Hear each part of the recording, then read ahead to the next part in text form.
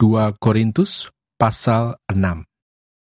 Paulus dalam pelayanannya. Sebagai teman-teman sekerja, kami menasihatkan kamu, supaya kamu jangan membuat menjadi sia-sia kasih karunia Allah yang telah kamu terima. Sebab Allah berfirman, "Pada waktu aku berkenan, aku akan mendengarkan engkau, dan pada hari aku menyelamatkan, aku akan menolong engkau." Sesungguhnya, waktu ini adalah waktu perkenanan itu. Sesungguhnya, hari ini adalah hari penyelamatan itu. Dalam hal apapun, kami tidak memberi sebab orang tersandung, supaya pelayanan kami jangan sampai dicela. Sebaliknya, dalam segala hal kami menunjukkan bahwa kami adalah pelayan Allah, yaitu dalam menahan dengan penuh kesabaran dalam penderitaan, kesesakan dan kesukaran, dalam menanggung dera, dalam penjara dan kerusuhan, dalam berjerih payah, dalam berjaga-jaga dan berpuasa, dalam kemurnian hati, pengetahuan, kesabaran, dan kemurahan hati, dalam Roh Kudus dan kasih yang tidak munafik, dalam pemberitaan kebenaran dan kekuasaan Allah, dengan menggunakan senjata-senjata keadilan untuk menyerang ataupun untuk membela, ketika dihormati dan ketika dihina, ketika diumpat atau ketika dipuji, ketika dianggap sebagai penipu, namun dipercayai, sebagai orang yang tidak dikenal, namun terkenal, sebagai orang yang nyaris mati, dan sungguh kami hidup, sebagai orang yang dihajar, namun tidak mati, sebagai orang berduka cita, namun senantiasa bersuka cita, sebagai orang miskin, namun memperkaya banyak orang, sebagai orang tak bermilik, sekalipun kami memiliki segala sesuatu. Jangan ada lagi noda kekafiran. Hai orang Korintus, kami telah berbicara terus terang kepada kamu. Hati kami terbuka lebar-lebar bagi kamu, dan bagi kamu ada tempat yang luas dalam hati kami. Tetapi bagi kami hanya tersedia tempat yang sempit di dalam hati kamu. Maka sekarang, supaya timbal balik, aku berkata seperti kepada anak-anakku, bukalah hati kamu selebar-lebarnya. Janganlah kamu merupakan pasangan yang tidak seimbang dengan orang-orang yang tak percaya. Sebab persamaan apakah terdapat antara kebenaran dan kedurhakaan? Atau bagaimanakah terang dapat bersatu dengan gelap?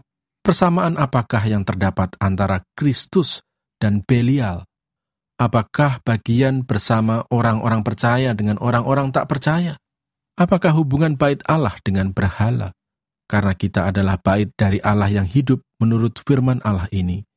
Aku akan diam bersama-sama dengan mereka dan hidup di tengah-tengah mereka, dan aku akan menjadi Allah mereka, dan mereka akan menjadi umatku.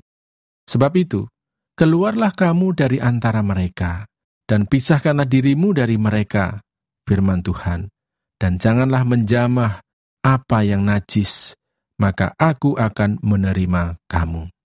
Dan aku akan menjadi bapamu, dan kamu akan menjadi anak-anakku laki-laki dan anak-anakku perempuan. Demikianlah firman Tuhan yang Maha Kuasa. 2 Korintus pasal 7. Saudara-saudaraku yang kekasih, karena kita sekarang memiliki janji-janji itu, marilah kita menyucikan diri kita dari semua pencemaran jasmani dan rohani, dan dengan demikian menyempurnakan kekudusan kita dalam takut akan Allah. Sukacita sesudah dukacita. Berilah tempat bagi kami di dalam hati kamu. Kami tidak pernah berbuat salah terhadap seorang pun, tidak seorang pun yang kami rugikan, dan tidak dari seorang pun kami cari untung. Aku berkata demikian, bukan untuk menjatuhkan hukuman atas kamu, sebab tadi telah aku katakan bahwa kamu telah beroleh tempat di dalam hati kami, sehingga kita sehidup semati. Aku sangat berterus terang terhadap kamu, tetapi aku juga sangat memegahkan kamu. Dalam segala penderitaan kami, aku sangat terhibur dan sukacitaku melimpah-limpah. Bahkan ketika kami tiba di Makedonia, kami tidak beroleh ketenangan bagi tubuh kami. Di mana-mana kami mengalami kesusahan, dari luar pertengkaran, dan dari dalam ketakutan. Tetapi Allah yang menghiburkan orang yang rendah hati, telah menghiburkan kami dengan kedatangan Titus. Bukan hanya oleh kedatangannya saja, tetapi juga oleh penghiburan yang dinikmatinya di tengah-tengah kamu. Karena ia telah memberitahukan kepada kami tentang kerinduanmu, keluhanmu, kesungguhanmu untuk membela aku, sehingga makin bertambahlah sukacitaku. Jadi meskipun aku telah menyedihkan hatimu dengan suratku itu, namun aku tidak menyesalkannya. Memang pernah aku menyesalkannya karena aku lihat bahwa surat itu menyedihkan hatimu, kendati pun untuk seketika saja lamanya. Namun sekarang aku bersukacita, bukan karena kamu telah berduka cita, melainkan karena duka citamu membuat kamu bertobat. Sebab duka citamu itu adalah menurut kehendak Allah, sehingga kamu sedikit pun tidak dirugikan oleh karena kami. Sebab duka cita menurut kehendak Allah menghasilkan pertobatan yang membawa keselamatan dan yang tidak akan disesalkan. Tetapi duka cita yang dari dunia ini menghasilkan kematian. Sebab perhatikanlah betapa justru duka cita yang menurut kehendak Allah itu mengerjakan pada kamu kesungguhan yang besar, bahkan pembelaan diri, kejengkelan, ketakutan, kerinduan, kegiatan, penghukuman. Di dalam semuanya itu kamu telah membuktikan bahwa kamu tidak bersalah di dalam perkara itu. Sebab itu, jika aku telah menulis surat kepada kamu, maka bukanlah oleh karena orang yang berbuat salah atau oleh karena orang yang menderita perbuatan salah, melainkan supaya kerelaanmu terhadap kami menjadi nyata bagi kamu di hadapan Allah. Sebab itulah kami menjadi terhibur. Dan selain penghiburan yang kami peroleh itu, kami lebih lagi bersukacita oleh karena sukacita Titus, sebab kamu semua menyegarkan hatinya. Aku memegahkan kamu kepadanya, dan kamu tidak mengecewakan aku. Kami senantiasa mengatakan apa yang benar kepada kamu. Demikian juga kemegahan kami di hadapan Titus sudah ternyata benar, dan kasihnya bertambah besar terhadap kamu, apabila ia mengingat ketaatan kamu semua, bagaimana kamu menyambut kedatangannya dengan takut dan gentar. Aku bersukacita, sebab aku dapat menaruh kepercayaan kepada kamu dalam segala hal. 2 Korintus pasal 8. Pelayanan kasih. Saudara-saudara, kami hendak memberitahukan kepada kamu tentang kasih karunia yang dianugerahkan kepada jemaat-jemaat di Makedonia. Selagi dicobai dengan berat dalam berbagai penderitaan, sukacita mereka meluap dan meskipun mereka sangat miskin, namun mereka kaya dalam kemurahan.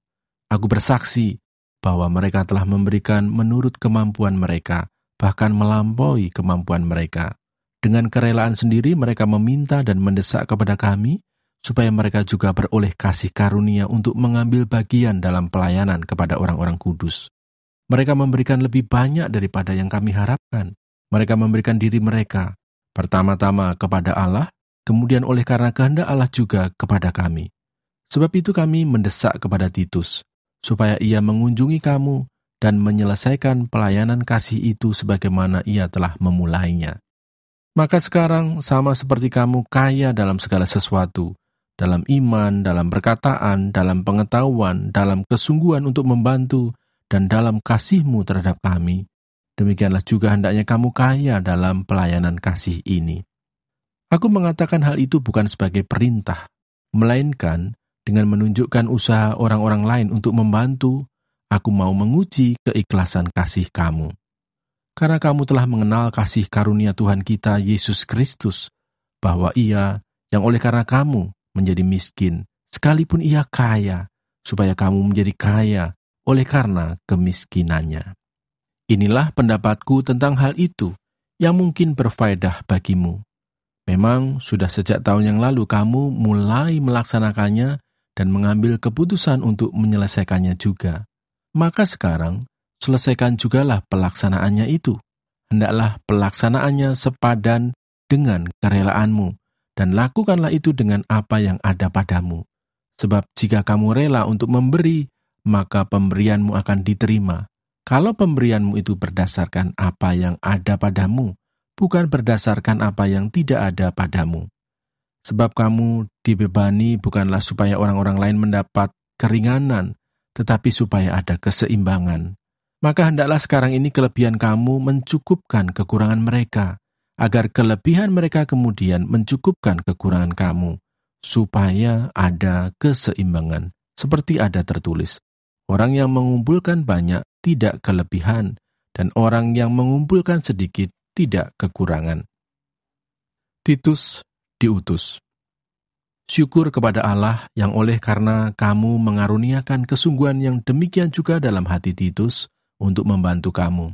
Memang ia menyambut anjuran kami, tetapi dalam kesungguhannya yang besar itu, ia dengan sukarela pergi kepada kamu. Bersama-sama dengan dia, kami mengutus saudara kita yang terpuji di semua jemaat karena pekerjaannya dalam pemberitaan Injil. Dan bukan itu saja, ia juga telah ditunjuk oleh jemaat-jemaat untuk menemani kami dalam pelayanan kasih ini yang kami lakukan untuk kemuliaan Tuhan dan sebagai bukti kerelaan kami. Sebab kami hendak menghindarkan hal ini, bahwa ada orang yang dapat mencela kami dalam hal pelayanan kasih yang kami lakukan dan yang hasilnya sebesar ini. Karena kami memikirkan yang baik, bukan hanya di hadapan Tuhan, tetapi juga di hadapan manusia. Bersama-sama dengan mereka kami utus seorang lain lagi, yakni saudara kita, yang telah beberapa kali kami uji dan ternyata selalu berusaha untuk membantu. Dan sekarang ia makin berusaha karena besarnya kepercayaannya kepada kamu. Titus adalah temanku yang bekerja bersama-sama dengan aku untuk kamu. Saudara-saudara kami yang lain itu adalah utusan jemaat-jemaat dan suatu kemuliaan bagi Kristus. Karena itu, tunjukkanlah kepada mereka di hadapan jemaat-jemaat bukti kasih-Mu dan bukti kemegahan-Ku atas kamu.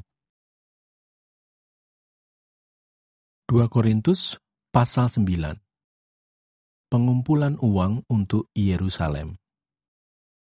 Tentang pelayanan kepada orang-orang kudus, tidak perlu lagi aku menuliskannya kepada kamu.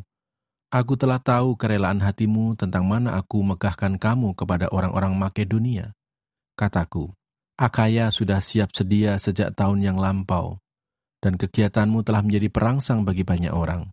Aku mengutus saudara-saudara itu agar kemegahan kami dalam hal ini atas kamu jangan ternyata menjadi sia-sia, tetapi supaya kamu benar-benar siap sedia seperti yang telah kukatakan, supaya apabila orang-orang Makedonia datang bersama-sama dengan aku, jangan mereka mendapati kamu belum siap sedia, sehingga kami, untuk tidak mengatakan kamu, merasa malu atas keyakinan kami itu.